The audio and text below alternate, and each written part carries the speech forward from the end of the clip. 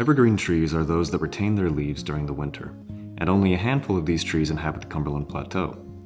Eastern hemlocks, Tsuga canadensis, have flattened needles and two parallel white stripes on the underside of their leaves.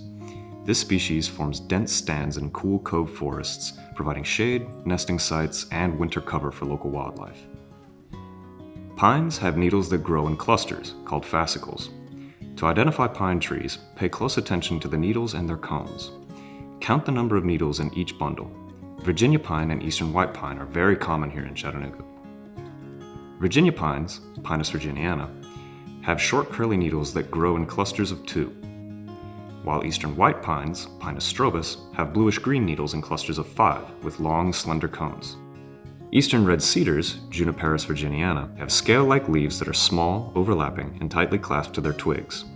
Young trees and shoots make sharp awl-shaped leaves. In the fall, you'll find blue berry-like cones on female trees. American hollies, Ilex opaca, have broad evergreen leaves with glossy, spiky margins.